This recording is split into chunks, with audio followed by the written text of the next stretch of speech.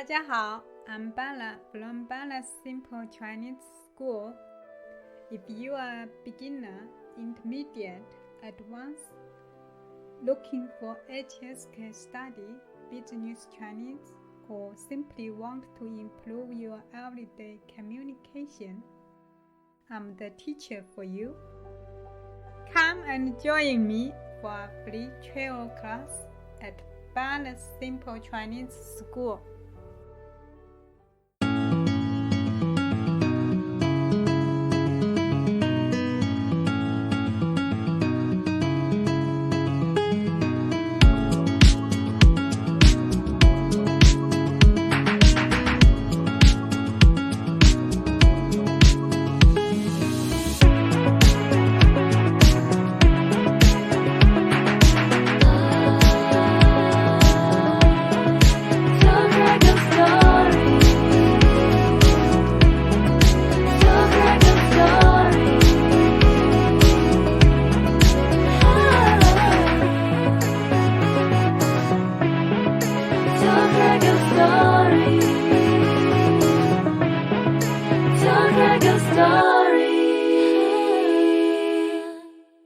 Hi guys, Craig here. Welcome to another edition of the podcast, Tell Craig Your Story. Today we'll be speaking to Ksenia Kokhaney. Now Ksenia was born in Russia, now residing in Shanghai, China. She grew up singing at a very young age before joining some rock bands in Russia.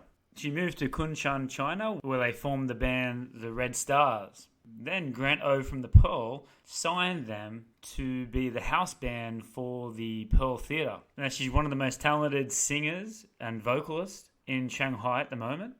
And she sings such a broad range of songs. One night it could be ABBA, it could be Queen, it could be Metallica, it could be Avril Lavigne, Ed Sheeran, to name a few. Now with some great news that the Pearl has finally reopened after being locked down for a couple of weeks. And tickets are available now. Now the Red Stars are also currently working on some original music and they plan to bring that out next year. But before we go, please go to our website. We're at Podbean. Tell Craig Your Story at podbean.com. We have a link tree there which tells you where Tell Craig Your Story podcast is streaming. We are on all the major streaming services, Google Podcast, Apple iTunes, Spotify, to name a few. We are on all the social medias. We have VK for our Russian listeners and WeChat for our Chinese listeners at Tell Craig Your Story. All right, here we go. This is my chat with Ksenia, part 1 on Tell Craig Your Story podcast.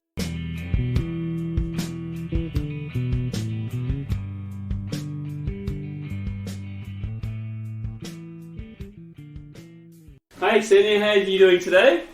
Hello Craig, good to see you today. Good to see you too. You just told me just then that you were teaching some kids about singing. Yeah, I just came here from the class and I enjoyed it so much. Yeah. Kids are amazing and they are so into singing. And the girl that I just had, she, I don't have to tell her to do her homework because she's singing non-stop. Every time, everywhere she has a chance. She likes to improve, and she's just 9 years old. Wow. And every time when I have a class with her, she's very precise about everything. And she says, okay, I need you, she tells me, I need you to tell me this, and how to do this in the song. Right. She knows already by herself. Sometimes when I talk to that kid, I don't feel at all like I'm talking to a kid. She's so smart. Yeah, right. And she doesn't waste her time doing classes. Yeah. And she really focused, and I love it. So, do you have just kids or is it adults as well? I have also adult students, yes. Some private classes, and also recently I started classes in a studio. Because, I will tell you a little bit later about time I spent in lockdown. So I started to attend dancing classes during lockdown, online classes, and the studio opened after all of us were released. Right. And the teachers in the studio, they also perform at the Pearl where I perform. And was attending their classes, and we started to think, what if we start to collaborate together and do something like singing and dancing classes. And we came up with this idea, doing something like professional music videos, like performers or professional people do, but it's for just normal people who don't have any experience in performing on the stage or singing or dancing. They're just students who learn. So we do a program for them and choose a song from musical, trying to do very different kinds of style. So for example, our first experience was La La Land.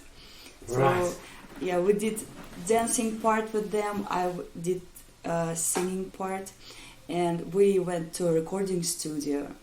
They recorded their voices. They were so excited because it never happened to them in their lives before. Then they learned how to do lip sync with something that they already recorded and dancing at the same time, because it's difficult even for professional and advanced performers on the stage. And then we shoot a video, and there's video on my channel in Instagram and in WeChat channel also, and they were so excited. As for us, for teachers, we always want like better level from them. So we started to think, oh, that was not something like that, or this we could improve.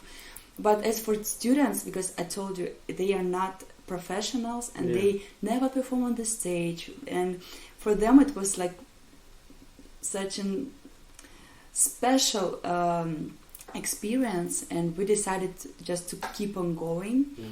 And then we decided to do something very different, because La La Land is very like kind, shiny, bright, all those that style like of 60s, some jive, but then we changed and switched to completely different thing, like Moulin Rouge. And the girls, the students, they had to wear some sexy outfit and singing in a very different way with the motions and this and that. And then we shoot a video, and it's like two completely different things, and they were excited too about that. And now we're working towards a new project for Christmas, of course. Christmas. Yes. So this time we're going to do as much as we can in one video, because we have several teachers and doing different styles, and so there's gonna be different styles of music, because Christmas songs, they're also so very different, and it was so difficult to choose which ones to use. And so we're gonna do very, like, in my idea is gonna be something epic. We'll see what we get in the end of our journey with this project. But I feel so excited. And students too, they like singing. They always shy, like, oh, if we can do it or not. But I do my best to motivate them. To motivate them and to make them feel more relaxed. And it's not, there's nothing difficult. We just need to learn this. So I divide everything like into small steps, and we learn, and then they realize, oh, that's actually okay. Yes, and looking forward to see the result of this like Christmas project, because yesterday was just very, very first class. Right. So I'm in this Christmas mood already. In the spirit. It's still November. And speaking of that, now the Pearl has finally reopened. That's great news for everybody, and for people that are listening, get back down there. The tickets are available. But you first started back last Wednesday, right? Yes. Good response. Nirvana tribute show. Yes, we started with Nirvana. Yes. Didn't have many people because we just opened the same day as we announced that we are open. Right. But we were so excited, and people who came, they were so grateful for the show. So it doesn't matter, it was like how many people, but they gave us all the energy as the full house, for example, I would say. And I was so excited that day. I was so touched because I was not sure that we would work that day, because it happened so many times. I remember when you came for our Linkin Park show. That's right. I was scared of the same situation, that we can be cancelled like any time. We're already at work, the customers are in, and then we are told that sorry, but the situation is very serious in the city and we just cannot be open. So all of us have to go home and wait for the time when we can be open. So finally, yes, until the last minute, I couldn't believe that, oh, really? Yeah. We are allowed to perform, right? Yeah. And we go now to the stage? Yeah. Okay. Are you sure? Yes. Okay, we start now, right? And then guys started, my band started to play the first song, and I have small intro before I start to sing. And they started to play, and I realized that, oh my God, I missed them so much playing on the stage. I'm telling you that now, and I'm shaking because it wasn't. It was a very difficult time for us without playing on the stage, because it's our life. We love our work so much. And what happened, that I started to cry on the stage right in the beginning of the first song. But then I told to myself, okay, we have to do it. Focus on the song, focus on the show. No cry. I tried. It happened several times during the first and the second songs. And then, yes. There's so much emotion, but... Yes, because it's been already, I would say, almost a year, like since the end of February, that we couldn't perform, or we started to perform and then we had to stop it again, and every time it's like in a standby position. Get ready any day, any time to go and perform. What if we open? Like it happened on Wednesday, so we were we always, every day is like hope. We just hope. Maybe today. But hope can be a good feeling, but also can be like a little bit of a nervous sort of feeling as well. Like so I really hope that they can keep it open. All that I can say is it's a difficult time for everyone, and maybe we don't understand everything that's going on. All we can do is just follow and be flexible. Yes, that's right. Because there is no way to fight against it or to do anything about it. We just need to follow. Because it's not only our bar, it's everyone in the city. And yes, of course, we were very upset without being able to work, but still we have to follow and to be safe. And exactly. No, that's the word. That's the word right there. Safe, being precautious. Totally understand. But when the pool is every night and there's a big crowd there, there's nothing better than going to watch it play. So hopefully you can get some consistent shows, and then finally the people can realise that, hey, we're back. So it can be back to how it was. But good times for you. Lots of things going on. So I want to go back to where you were born. So you're from Russia. I'm going to destroy this city name. It is Birobidzhan. Almost. It's Birobidzhan. Birobidzhan, right. So you were telling me that it's very close to the Chinese border, right? So it's right on the Chinese border. Yeah. So tell us about growing up in this city. It's a very small city. I would say it's just a town, though it's a capital of Jewish autonomous region, the only one autonomous region in Russia. Right. And it's Jewish. I'm not Jewish. But I can tell you a little bit of history of that place, because it's such a special place. Yeah. Because the first thing, being on the border between Russia and China, living there, and so now living in China, I could say that my living in that city would like brought me actually to where I am now. Yeah. Because in my hometown we have so many Chinese citizens, Chinese people who study there, who work there, and or just go there to visit for traveling. Is it cheaper than China to live there? And yes, it's much cheaper. yeah, right. Okay. Talking about that place, yes, it's much cheaper. It's Jewish because that area, because Russia is super big, Yeah. and there are of course some regions in Russia that are not so developed. So most of it is like forest. I think we're very close and similar to Canada. Right. So it's a lot of nature and Yes. forests and everything. Why it's on the border, Russian government in the beginning of 20th century realized that they need to develop something there, develop a city or like area for people to live, because there are a lot of places maybe to do some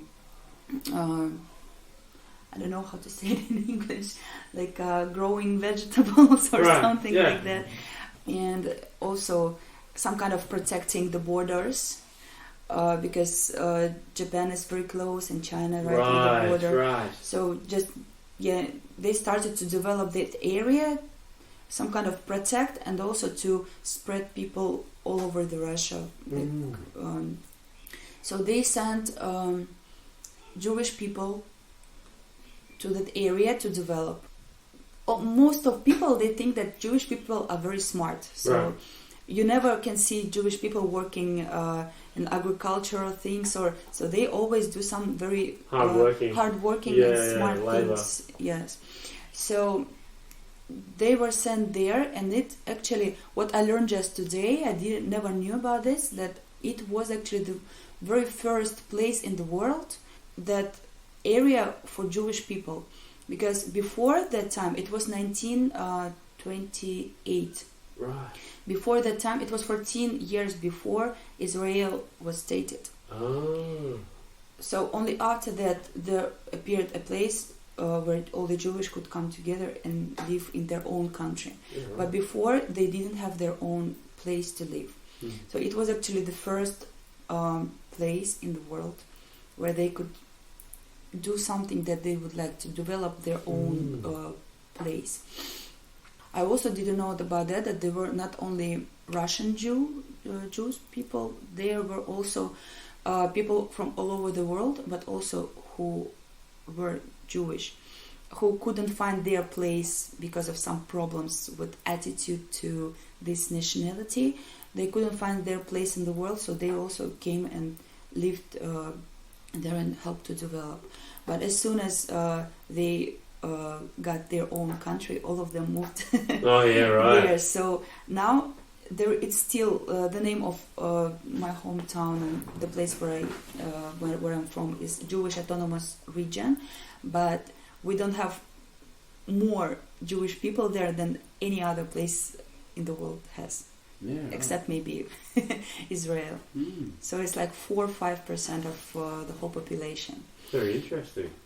Yes. And is it the same now? Yes. Yeah, right.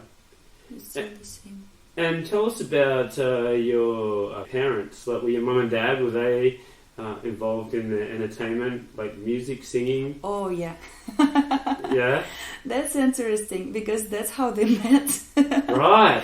My mom is a very good singer. She loves to sing, and my father was playing guitar. Right. At that time.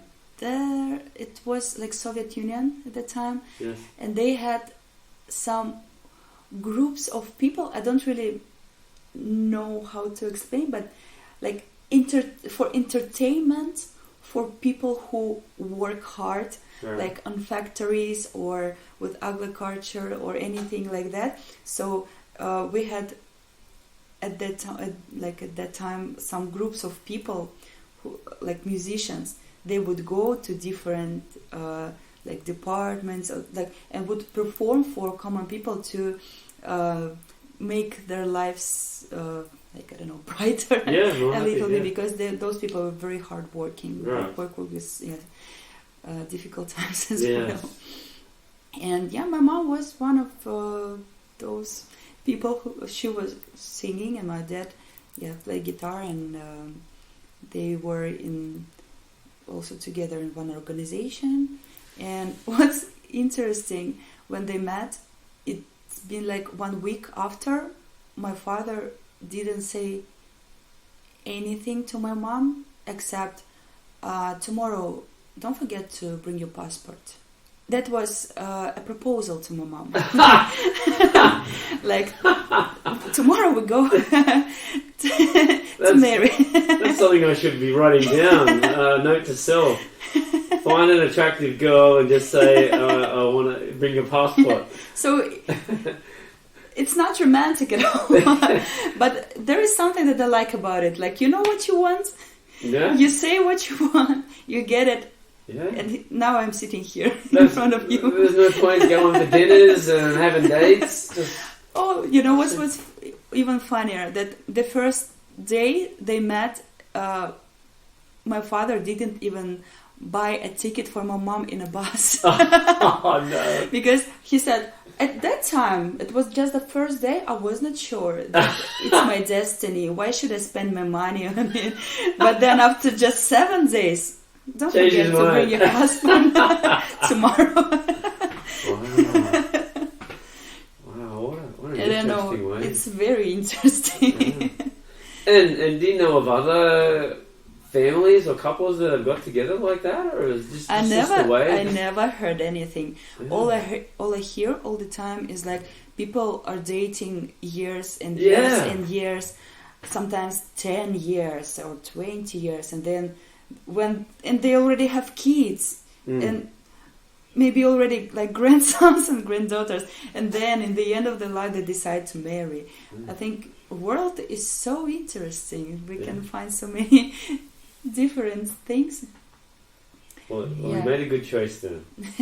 Made a very good choice. They're very short.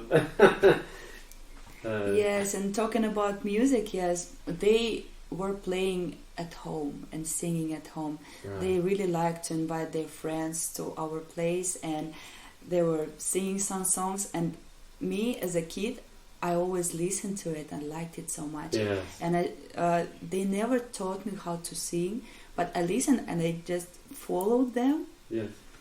And then there were so many interesting stories because my mother's parents, they lived in a super small village. It's like 10 houses and nothing, like for many like kilometers around. And every summer we spent there. It was a wonderful time. And sometimes they would lose me. I'm like 3-4 years old. And once they found me, I was singing a song to a cow. Because... and probably I thought that cow was listening to me. And it was huge and I'm like super little. They were scared, but I was so self-confident. That's so good. And then I remember all the time, starting from like my very small, like when I was very little, all the time I remember I was trying to do performances for my family. Right. I collected friends or neighbors' kids or my like cousins, and I planned, okay, what can we do? We would paint like a wallpaper for them, that we have a show. They have to be there this time, this day, and like we learned to dance, some movements and singing, and I don't know what else, but it happened many times. I don't know how I did this, but I just couldn't help myself not doing it. It's natural. And then every time, like when I entered school, when I started to study in school, also every performance, I don't know, nobody told me that I have to do it. It was just normal and natural for me. Okay, we have a show, it's cool. Okay, who wanna join me? And then we learn something. I never learned how to dance, but I was a choreographer. I just couldn't help it, really. And then like studying in a school, I realized that I have a very good abilities for mathematics, and I won very good prizes, like first and second place mathematics Olympics. Like, it's competition in our hometown. When I was in 8th grade, then 9th grade, then 10th grade. But then when it was like the end of the 10th grade, I realized, okay, what should I do next? It's time to think about entering university and choosing my future profession. And then I realized that, okay, what should I do? If I will continue to do it with mathematics, then I will not be happy about it. Yeah, that's right. So, living in the city with many Chinese people, I realized that the best choice for me is to go and learn Chinese. Right. So I entered university and I finished. I got diploma of specialist degree. So my specialty is teacher of Chinese and English. Yeah, right. Then I continued to. I loved teaching so much. Yeah. I loved it. But then I worked I stayed at the university and continued to work there. Oh, as a teacher? After that, yes, for 5 years. Right. And I started with just teaching. Then I was invited to international department. And I started to take care of Chinese students at the university. When I just started, we had only maybe around 20-30 Chinese students.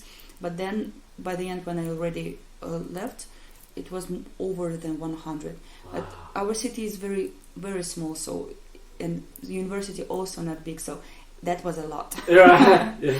And only for 2 people working in an international department.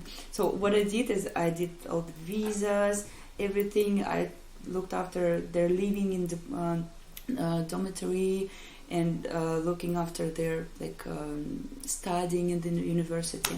So that was my work. Yeah, and at the same time I was teaching at the university. But then, and at the same time, so during the daytime, I was a teacher and an office worker. Yes. But then when the night time comes, yes, I become a rock star. Come on, that's what I was going to say. Where does this whole music and singing come into? Yeah, it never disappeared from my life. It's been always there. So you've always been getting back to like when you were a kid and performing, were you always that confident person that went on stage and like, this is my show? Yes. Yeah? Not all the time, but I actually had very nice people around me all the time, because of course it doesn't matter how professional you are or how famous you are, there will be always people who will not like you. Yeah. Right? And that's very important, to have very supportive people next to you all the time in your life. Yes. Who will tell you that, oh, you're doing great, don't listen to anyone. Yes. And they really truly believed in me. Right. And that's why it gave me some energy and motivation to continue, because it happened so many times, because I never give up singing. It happened actually every year, maybe for a couple of months, when I was just, because when it's that long process of growing, of course you will rise and you will fall. Yes. Yeah. All the time. But when you fall 1 time, 2 times, 3 times, then you kind of lose this confidence. And then I stopped singing every year. I think every summer. Yeah. It happened to me that no, never again I will do it. Yes. But then after 2-3 months, I feel like itch. The itch in the back that you can't scratch. Yes, I should do it right now. And I start to sing, and I realize having that rest like also mental rest and physical rest from singing.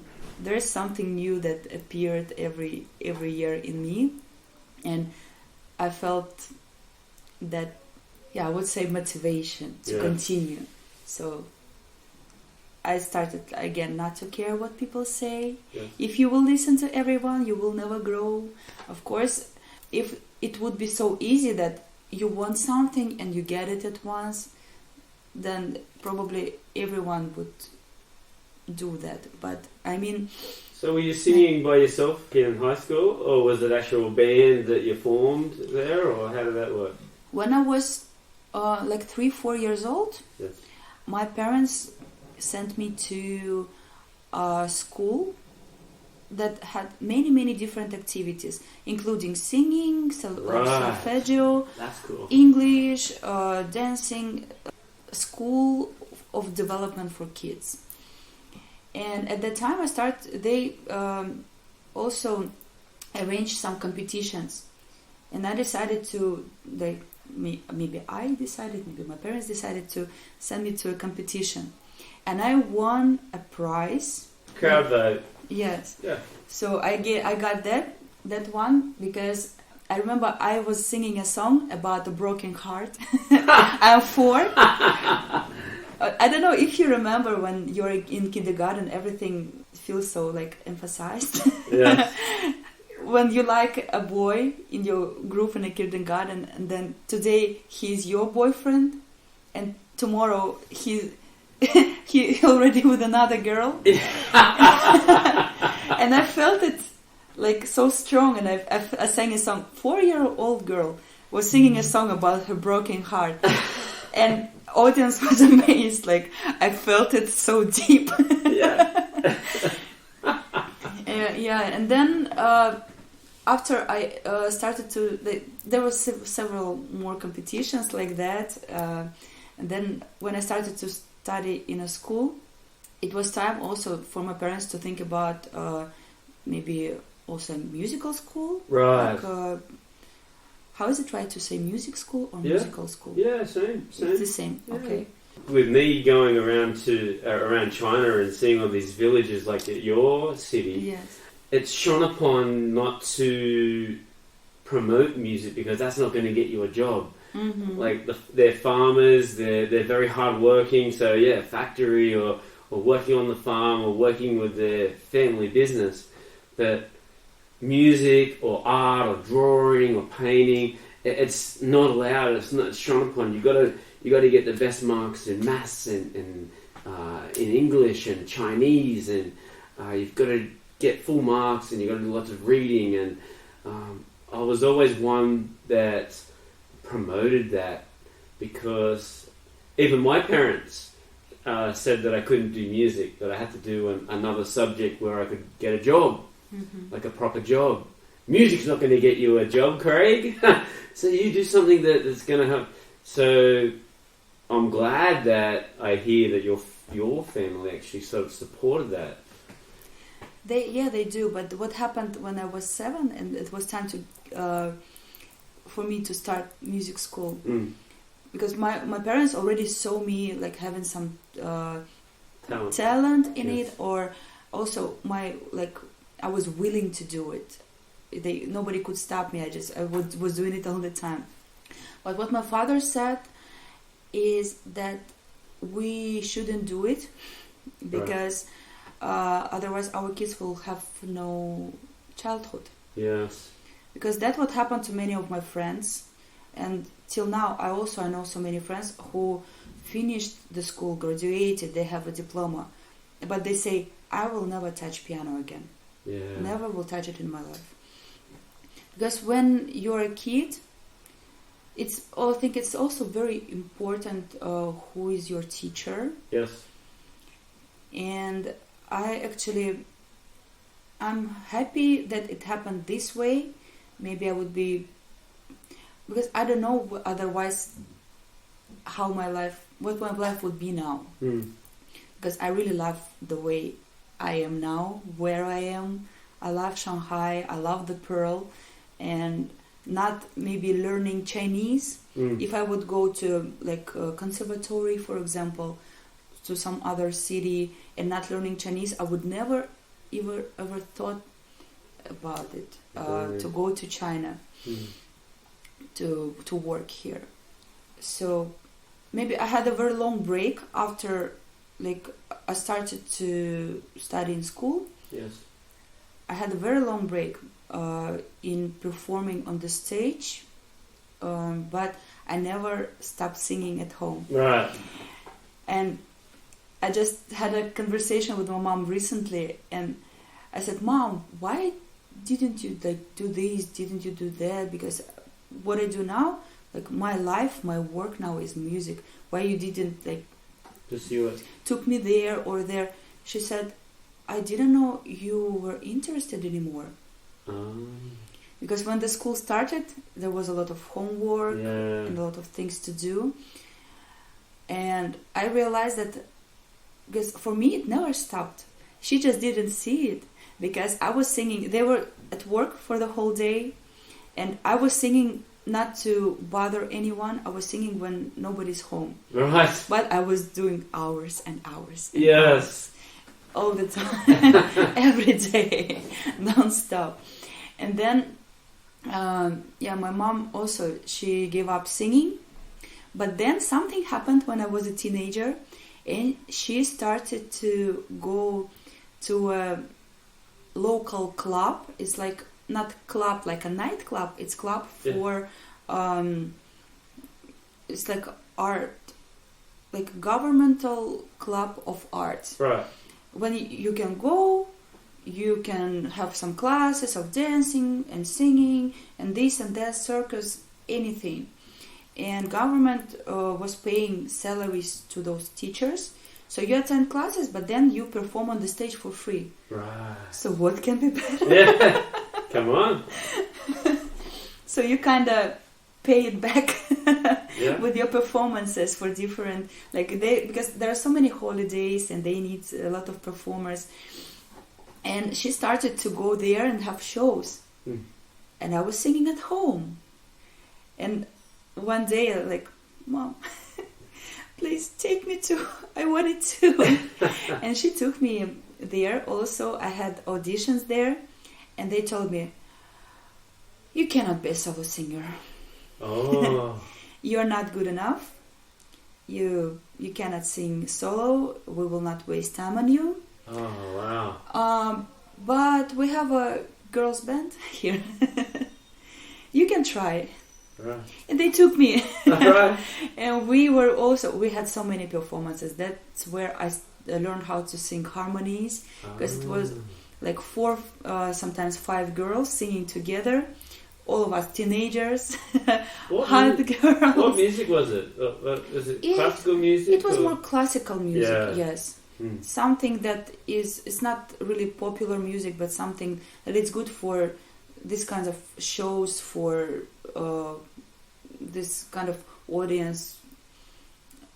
It was more about something like good world, or something nice, and if it's like a victory day, then something about victory and the war and all and this and that, or something about New Year, or because we were a part of that club, so we had to be able to cover those shows, to be ready to perform. But it was such a good opportunity, because it gave me so much confidence. I finally started to sing, but at the same time there was a teacher who took me, and she gave me the most than everybody else gave me, like in singing. It was classical singing. And I was singing like some, not opera, I was very far from it, but some like very classical love songs that are very in a good breathing position, like not at all what I'm doing nowadays. And I've been learning to sing like that for maybe 7 or 8 years. But then something happened, and I was invited to a rock band. Come on. And I was so surprised because I never heard anything, and for me rock music, because my parents are not those kind of parents who would listen rock music at home. And then I try. And I came, they listened, I sang a couple of songs, they said, okay, you're hired. All right. All right. Then they gave me a list of the songs to learn. There was another one singer in our band, a male singer. So for the first time he would do the most of the songs because they already started like some time ago. I would do some backing vocals and do some solo songs. And I started to listen to those songs. Oh my God. It was just so something different. Yes. I really understand people who, for example, who say that rock music is just noise. And like because it was the same for me. I had the same feeling. Yeah, because you never heard it before.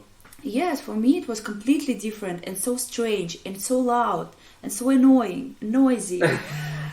But no, I have to keep going to do something. So I did it every day because I couldn't stand it for a long time. Now what rock music was that? Is that Russian bands or it was, pop bands around the world? It was both.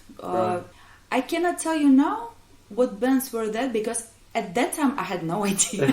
I just learned the songs. I can say there was something from... We did some Red Hot Chili Peppers, for sure. We did some... It's interesting how far music can get. The small villages like yours. Yes. I can still hear it's like, for me, it's a huge gap. Yeah. Between what I did and what I should do right now. Yeah, right. It's like a super big challenge. But then I started it and I started to love it. Yeah, right. There was something about it when you are just not standing on the stage and singing your something like that, but you are rocking it. Yeah. And when you see that people are not just sitting like this and listening to you, but they are rocking with you. And this exchange of energy, when I felt it, I said, yes, there is something in it that I didn't know. Yes. And slowly, I started to learn, and it was a very interesting experience for me. But it was very difficult for me to switch from one style of singing to completely different one. And especially for rock songs, there are so many different styles of singing. So many styles of music, and there was so much for me to learn. What a challenge, but to be able to do that, and now this is sort of what you're doing now, all these years later. Did you form a band and did you start playing some shows with this band, or was it just like a in-house thing? We played in the clubs. Oh yeah, nice. Yes, we started from our hometown, playing in some bars and clubs, and then we extended our field to other cities, and we traveled to many other cities in our Russian Far East area.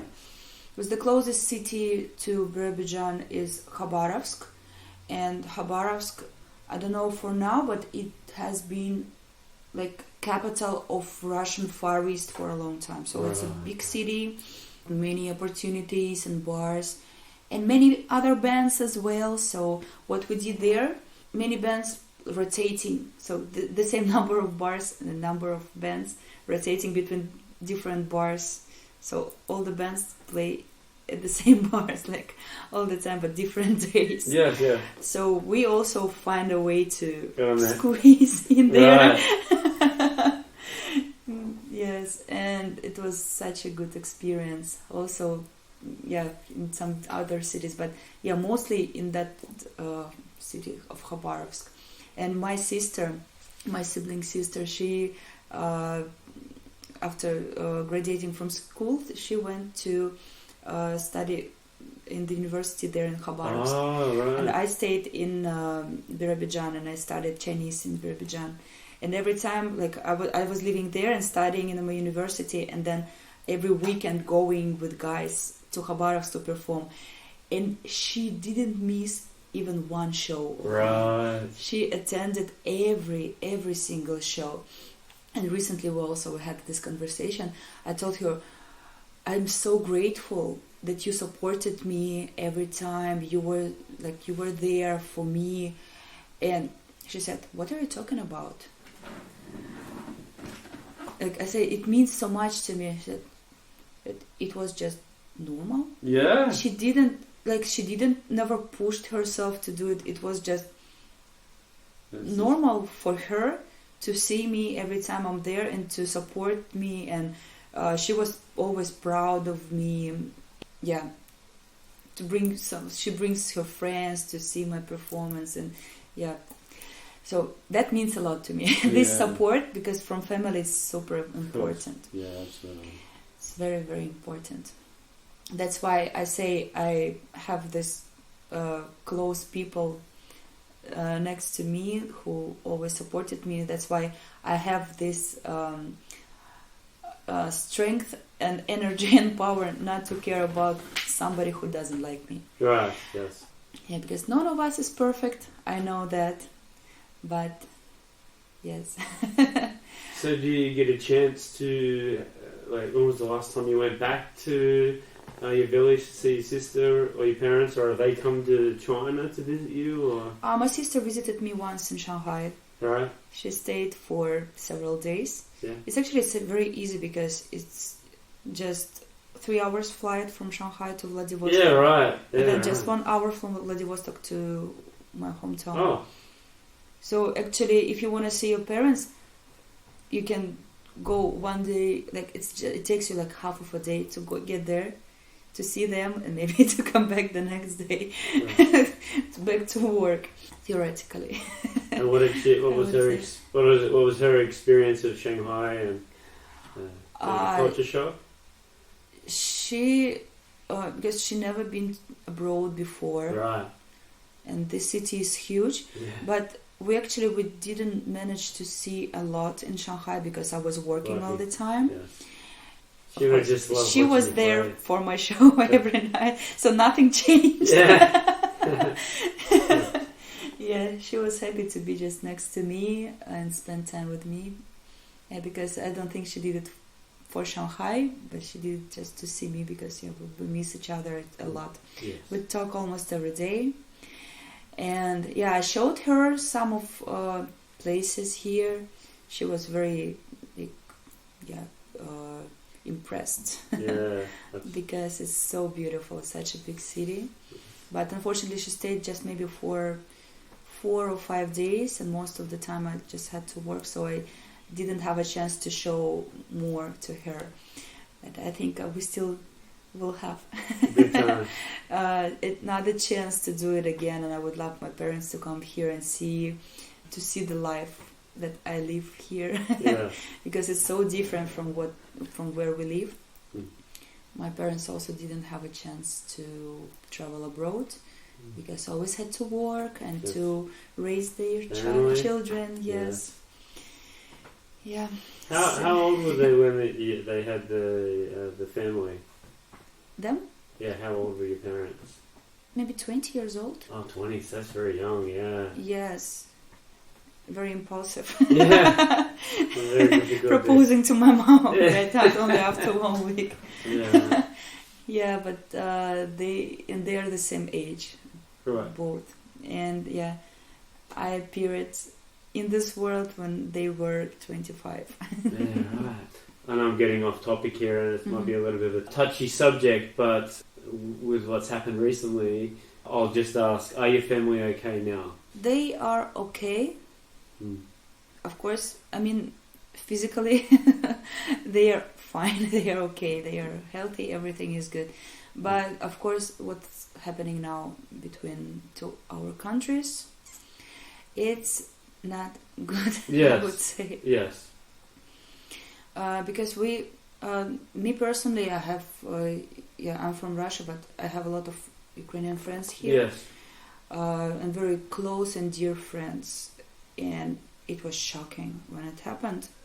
Yeah, my surname, my last name, It's Ukrainian. Right. It's very difficult to pronounce and to spell it, but the meaning of the surname is beloved. So we have a lot of relatives with Ukrainian roots. Yes, yes. It's like half and half, and many Russian people do, like most of us, because we're mixed, and there are also many Russian people living in Ukraine, and of course Ukraine is a different country, a separate country, and they have their own everything. They are not a part of Russia. Yes. I understand that, but I still can say that we're friends. Yeah, absolutely. And what's going on now, it's heartbreaking, and I don't know what to say. It's just it shouldn't be like that. Yeah, absolutely. And I was saying I've met some amazing people from the Ukraine and from Russia. So, getting back to that, so why then China? Obviously, you were studying Chinese. I mean, that's a big factor, and being close to the border. But why did you decide to first come to China? Was there opportunities in music, or was it a relationship? Why China? I think there was like many factors who were there. The first thing is I realized that I love music. Yes. I cannot live without music, and as I told you, like during the daytime I was a clerk and teacher, and during the nighttime a rock star playing in bars, because I had to do this. And of course I couldn't do it. I could if I would only perform, I wouldn't survive, I would say. So it's like hobby with some benefit, I would say, but not enough to live like fully. Right, I would say. That's why all of us we had to work during the daytime, and then every week, Friday, Saturday, to go somewhere to perform and have some fun. Finally. And of course we would love to do only that, but there was no chance to do it at the place where we lived. So some of my friends, they moved to China from the same university, my teacher and some other classmates, and they started to learn more about China, and they realized that there are so many opportunities for